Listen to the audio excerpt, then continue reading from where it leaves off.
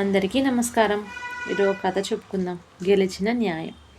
అధికారులకు లంచాలు ముట్ట చెబుతూ అక్రమ వ్యాపారుల ద్వారా లక్షలు గడించాడు విరూపాక్షుడు. అందువల్ల లంచాల ద్వారా ఎలాంటి అసాధ్యమునైనా సాధ్యం చేయవచ్చునన్న అహంకారం అతనిలో బలంగా ముద్రపడిపోయింది. ఆ కారణంగానే పట్నంలో పై చదువులు చదివి వచ్చిన ఒక్కగానొక్క కొడుకు వీరభద్రాన్ని కూడా తనలాగే తయారు చేయాలనుకున్నాడు విరూపాక్షుడు. అయితే వీరభద్రం తనకు వ్యాపారం పైన ఆసక్తి లేదని, రాజుగారి కొలువులో ఉద్యోగం చేయాలని ఉందని చెప్పేటప్పటికి చేసేది లేక, సరే నీ ఇష్టం అని ఊరుకున్నాడు. కానీ ఉద్యోగం కోసం రాజధానికి వెళ్ళిన వీరభద్రం వారం రోజుల్లోనే తిరిగి వచ్చాడు. ప్రస్తుతం ఖాళీలు లేవట, రాగానే తెలియజేస్తామన్నారు అని చెప్పాడు తండ్రితో. విరూపాక్షుడు పకపకా నవ్వి, బ్రతకటం చేతకాని దద్దమౌరా నువ్వు. రాజుగారి కొలువులో ఉద్యోగం అంటే బఠానీల కొట్లో పనని అనుకున్నావురా? వాళ్ళెప్పుడూ ఖాళీలు లేవనే చెబుతారు. పట్టాల్సిన వాళ్ళని పట్టి ఇవ్వాల్సింది వారికి ఇచ్చేస్తే ఉద్యోగం ఇట్టే చిటికెలో వస్తుంది. రేపే ప్రయాణం, నాతో పాటు రా. నీకెలా ఉద్యోగం రాదో నేను చూస్తాను అంటూ మీసం మెలేశాడు. తండ్రి మాటలపైన నమ్మకం లేకపోయినా పోట్లాటకు దిగడం ఇష్టం లేక మారు మాట్లాడకుండా తండ్రి వెంట బయలుదేరి వెళ్ళాడు వీరభద్రం. 2 రోజుల్లో రాజధాని నగరం చేరుకున్నారు. పూటకూళ్ళ ఇంటిలో మకాం పెట్టారు. తండ్రి కొడుకులు కాస్త విశ్రాంతి తీసుకుని ఒక పెద్ద అధికారి ఇంటికి వెళ్ళారు.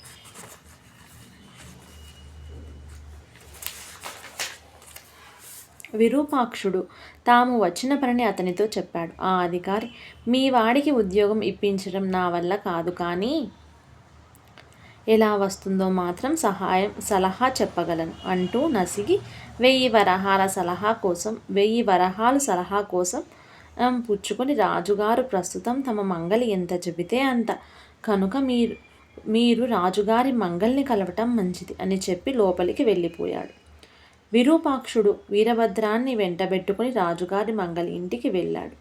తాము వచ్చిన పనిని గురించి చెప్పాడు. వెంటనే ఆ మంగలి 5000 వరహాలు నా దగ్గరిచ్చి వారం రోజుల తర్వాత కనబడండి అని అడిగాడు విరూపాక్షుడు. మంగలికి అడిగినదంతా ఇచ్చి చిత్తం అంటూ పూటకల్ల ఇంటికి వచ్చి చేరాడు కొడుకుతో. భోజనాలన్నీ అయిన తరువాత వీరభద్రం, ఇదేమిటి నాన్నగారు, ముక్కు ముఖం తెలియని వారికి అలా వరహాల ముట్రలు ఇవ్వటం అని అడిగాడు తండ్రిని. ఓరి పిచ్చిబడవా, ఇప్పుడు మనం ఇస్తున్నది 1000. నువ్వు కొలువులో చేరిన తరువాత నీకు బుర్ర ఉండాలే కానీ లక్షలు సంపాదించవచ్చురా అంటూ నవ్వాడు విరూపాక్షుడు. ఇలా ఉండగా వారం రోజులు గడువు పూర్తయింది. ఆ రోజు ఉదయం కొడుకుతో పాటు బయలుదేరిన విరూపాక్షుడు ముందుగా దైవ దర్శనం చేసుకొని ఆ తరువాత మంగళ దర్శనం చేసుకోవాలని బయలుదేరారు. శివాలయం బయట విచారంగా కూర్చున్న ఒక యువకుణ్ణి చూశాడు విరూపాక్షుడు. ఎవరు బాబు నువ్వు, ఎందుకిలా ఉన్నావు అని అడిగాడు అతన్ని. అందుకు ఆ యువకుడు జవాబుగా, ఏముందండి, చదివేమో చదివాను, ఎన్ని ప్రయత్నాలు చేస్తున్నా కొలువే కుదిరింది కాదు అన్నాడు నీరసంగా. దీనికటోయ్ విచారం, ఈ రోజుల్లో పిచ్చిగా తిరిగితే వస్తాయా ఉద్యోగాలు? పట్టవలసిన వాళ్ళను పట్టి ఇచ్చుకోవాల్సింది ఇచ్చుకుంటే ఉద్యోగం నీ కాళ్ళ దగ్గరికి వచ్చి వాళ్తుంది అన్నాడు విరూపాక్షుడు అతనికి భరోసా ఇస్తూ. అలాగా అండి అన్నాడు యువకుడు ఆశగా ఆశ్చర్యంగా. అవునోయ్ మరి, నిన్ను చూస్తుంటే మంచి కుర్రాడిలా కనిపిస్తున్నావు. నీకో 1000 వరహాల రహస్యాన్ని ఉచితంగా చెబుతాను, విను. రాజుగారి మంగళిని కలువు, నీ సమస్య క్షణాల్లో తీరుతుంది అని చెప్పిన విరూపాక్షుని రహస్యాన్ని విని ఆ యువకుడు పగలబడి నవ్వాడు. ఏమిటో వెర్రి నవ్వు నువ్వు, సంగతేమిటో చెప్పి నవ్వరాదు అని అడిగాడు కోపంగా విరూపాక్షుడు.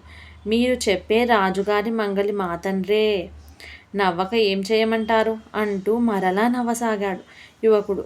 అంతటితో విరూపాక్షుడికి తల తిరిగినంత పనయ్యింది. గుడిలోకి పోకుండానే సరాసరి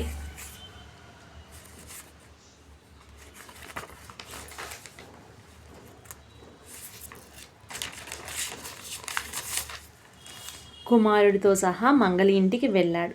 వీరిని చూస్తూనే మంగలి రండి రండి మీకోసమే చూస్తున్నాను అంటూ ఆహ్వానించాడు నవ్వుతూ. విరూపాక్షుడు మండిపడుతూ, నీ కొడుక్కే ఉద్యోగం ఇప్పించుకోలేని నువ్వు నా కొడుక్కేం ఉద్యోగం ఇప్పిస్తావు గాని మర్యాదగా మా ధనం మాకి తిరిగి ఇచ్చేయి అని అడిగాడు. మంగలి ముసిముసిగా నవ్వుతూ, అధికారులకు లంచాలిచ్చి అక్రమ వ్యాపారాల్లో అధిక మొత్తం కూడబెట్టిన నీకు అహంకారం బలిసిపోయింది. ధనంతో ఏదైనా సాధించవచ్చునన్న నమ్మకం ఏర్పడింది. కానీ ఒక్కటి మర్చిపోయావు. ఏ కొద్ది మందో కాసులకు గడ్డి కరిచినంత మాత్రాన అందరూ అలాగే ఉంటారనుకున్నావా? నీ సంగతి గూఢచారుల ద్వారా ప్రభువులు గ్రహించారు. 1000 వరహాలు నీ నుంచి పుచ్చుకున్న అధికారి నేను కలిసి రాజుగారిని కలుసుకొని నీవిచ్చిన ధనాన్ని ఇచ్చి సంగతి చెప్పాం. వెంటనే ప్రభువులు కొందరు అధికారుల్ని మీ గ్రామం పంపారు. వారు మీ ఇంటికి సోదా చేసి నీ అక్రమార్జిత్వాన్ని స్వాధీనం చేసుకున్నారు. లంచగొండల్ని బంధింపచేశారు. ఇప్పుడు నిన్ను బంధించటానికి కొందరు రాజభటులు నీకోసం ఎదురు చూస్తున్నారు అని చెబుతూ ఉండగా లోపల నుండి రాజభటులు వచ్చి విరూపాక్షుణ్ణి బంధించారు. విరూపాక్షుడు సిగ్గుతో తలవంచుకున్నాడు. కానీ ఒక శుభవార్త. మీ వీరభద్రుడు దరఖాస్తును ప్రభువులు పరిశీలించారు. కొలువులో ఉద్యోగాన్ని నిర్ణయించి వర్తమానం పంపారు అన్నాడు తిరిగి మంగలి. విరూపాక్షుడు కొడుకుతో నువ్వే గెలిచావురా అంటూ రాజభటులు వెంట వెళ్ళిపోయాడు.